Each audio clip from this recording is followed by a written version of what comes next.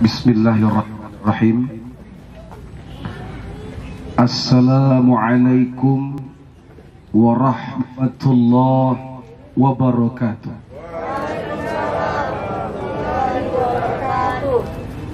Salam sejahtera untuk kita semua. Shalom, Om Swastiastu, Namo Buddhaya, salam kebajikan, Rahayu Sagung Dumadi.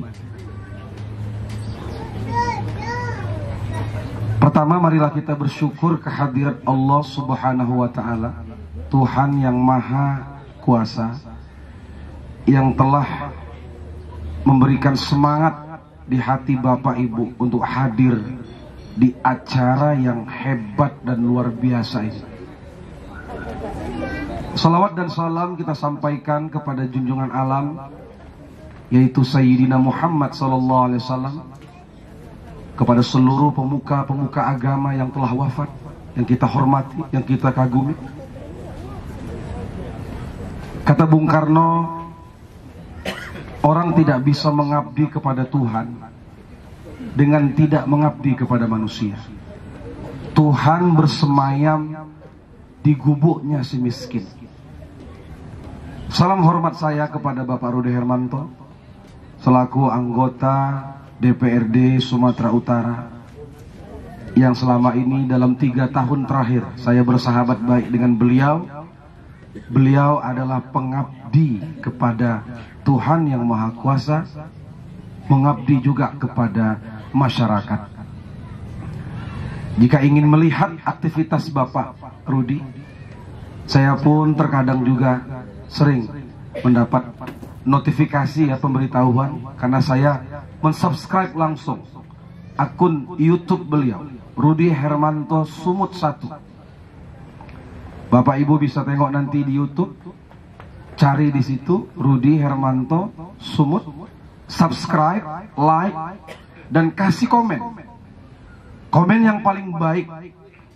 Apa yang paling baik itu? Misalnya doakan beliau supaya bisa berkiprah lebih besar lagi, lebih punya kebaikan yang bisa dibagi-bagikan untuk masyarakat yang membutuhkan. Tepuk tangan buat Pak Rudy.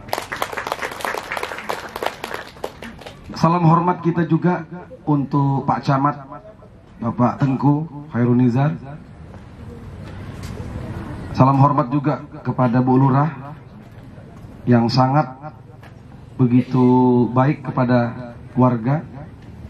Juga Pak Kepling yang juga saya lihat begitu semangat menggelora. Salam hormat juga kepada semua masyarakat, Bapak Ibu, saudara-saudari yang dirahmati Allah. Semoga Bapak Ibu semua sehat badannya, amin. Sehat ekonominya, amin. Sehat kantongnya, amin. Sehat rekeningnya, amin.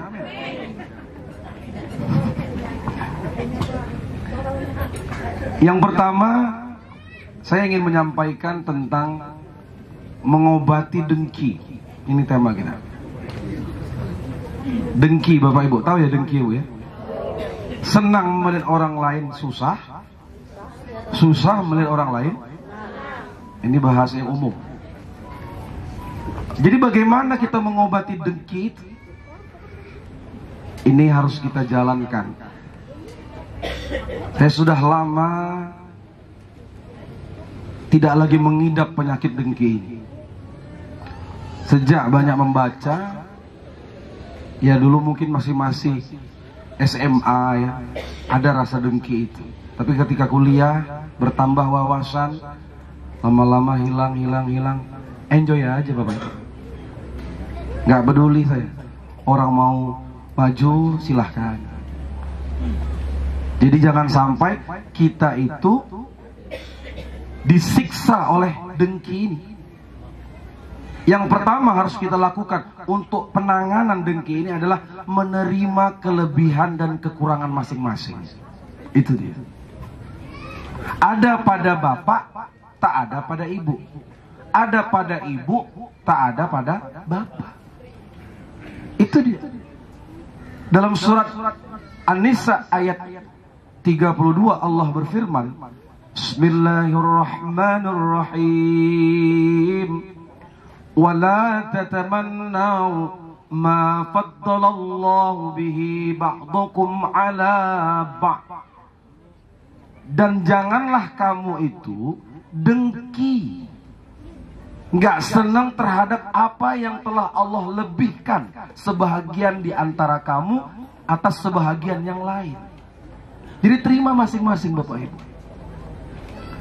Karena kita sudah ditakdirkan, ada yang kaya, ada yang susah, ada yang miskin, ada yang cantik, ada yang jelek, ada yang baik, ada yang. Jadi kita terima itu. Karena kalau kita tidak menerima ini, batin kita tersiksa. Tetangga beli HP baru, demam. Naik level dikit, beli sepeda motor, opname. Beli rumah baru, meninggal. Hati-hati Bapak Ibu. Apalagi yang punya bini dua. Aduh, banyak kali dengki. Karena apa? Karena sudah overdosis. Sampai ada suami bininya dua, dibawa ke haji, sama-sama ke Mekah. Waktu pas tawaf keliling Ka'bah, istri pertama berdoa, ya Allah, cerikanlah suamiku dengan istrinya yang kedua. Istri yang muda bilang, ya Allah, cerikanlah suamiku dengan istrinya yang pertama, ya Allah. Akhirnya meninggal dua-duanya. Cerai kan? Cerai mati, Bu. Iya. Karena kedengkian itu tidak akan membuat orang bahagia.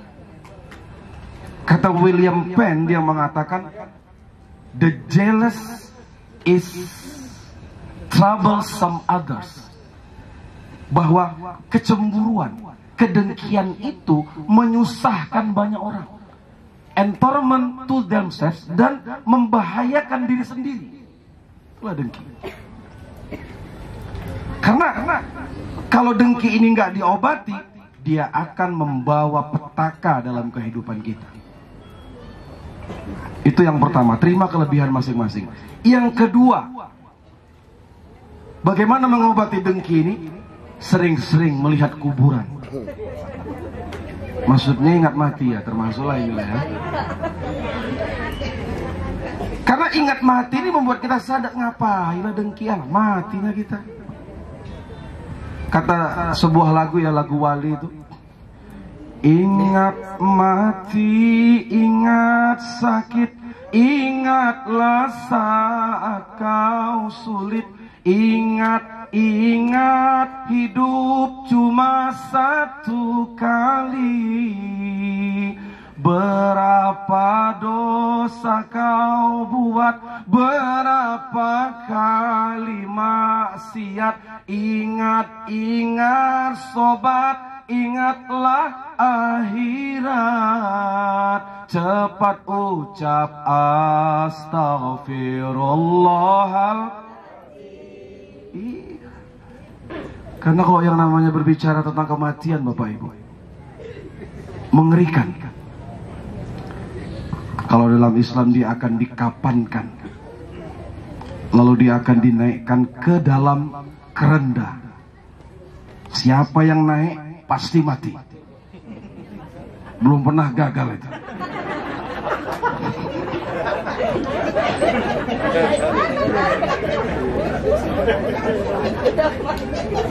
Ingat, lihat kuburan, ziarah. Semua agama punya ajaran ziarah, mengunjungi pekuburan. Dalam Islam disunahkan ziarah pada hari Jumat. Bisa pagi Jumat, bisa siang Jumat, bisa sore Jumat, bisa malam Jumat. Kalau malam ini agak jarang memang Bapak Ibu. Ngeri-ngeri sedap juga itu kan. Malam Jumat ziarah juga. Ada uak-uak, ziarahlah dia malam Jumat. Begitu sampai di pekuburan, ditengoknya ada perempuan baju putih panjang, rambutnya juga terjuntai sampai ke tanah, duduk di batu nisan sambil megang HP. Ditanya, "Neng, ngapain Neng? Main-main HP malam-malam Jumat begini?" Maklum aja lah Wak, di bawah nggak ada sinyal. Pingsan Wak.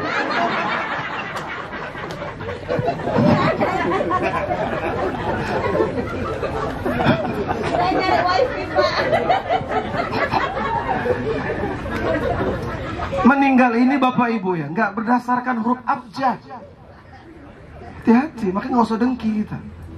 Kalau meninggal berdasarkan huruf abjad, yang huruf abjad pertama huruf A, cepat kali mati.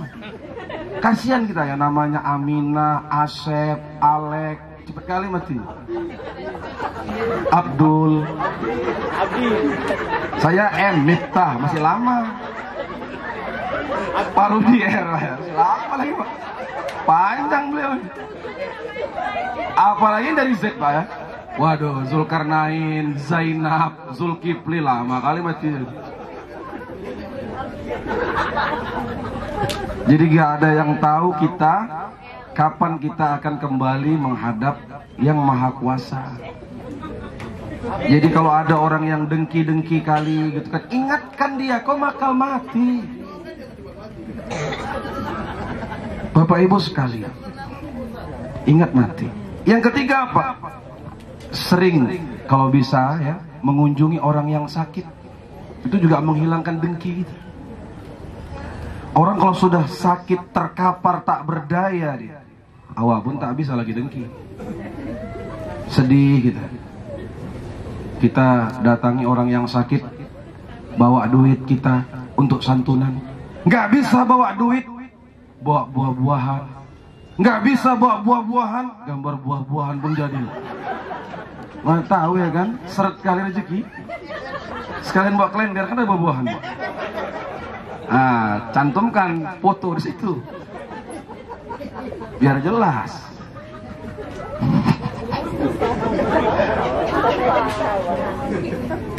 Hibur orang yang sakit itu ya. Hibur.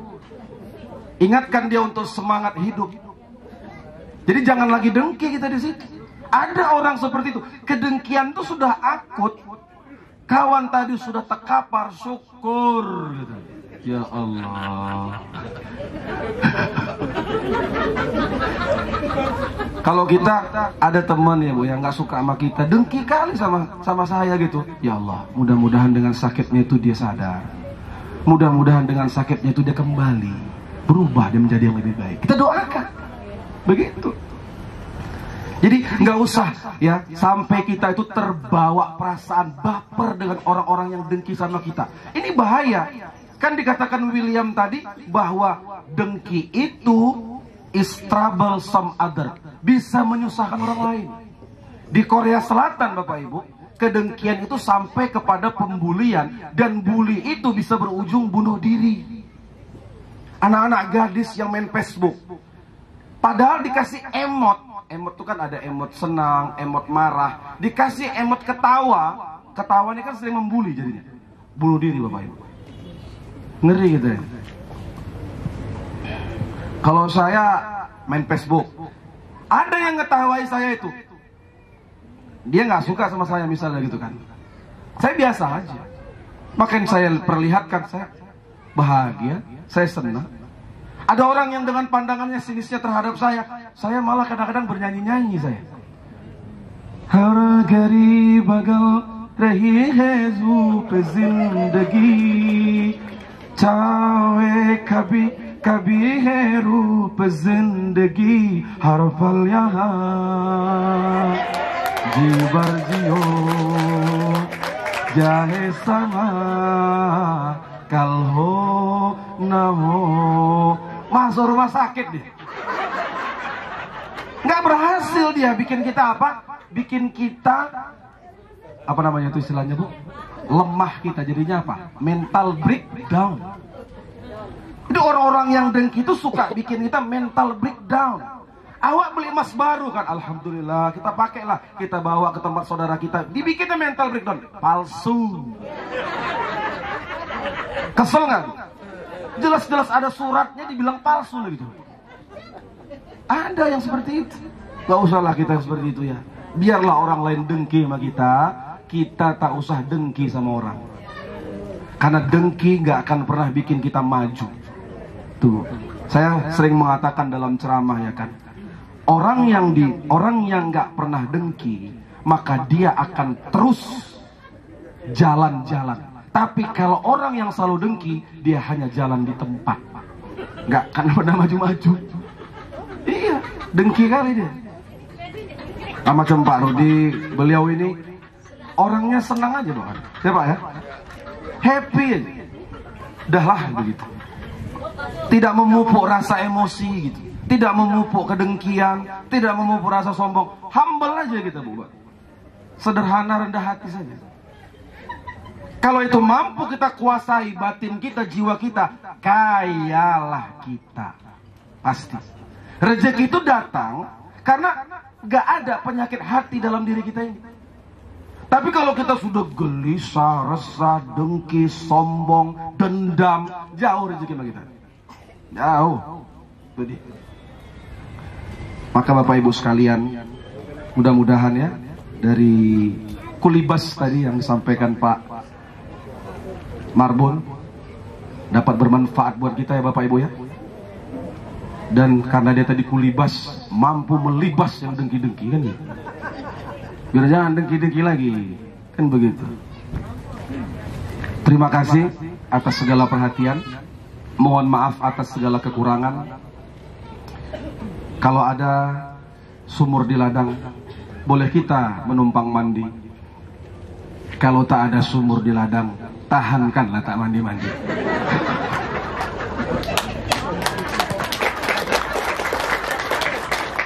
Mari tenangkan hati, bahagiakan jiwa. Tidak dengki, legowo dalam kehidupan adalah sifat para pahlawan. Kalau pahlawan dengki, gak akan merdeka Indonesia. Kebersamaan, kebinekaan harus kita jaga. Kerukunan umat beragama harus kita tingkatkan. Karena sekali NKRI harga mati, NKRI tetap harga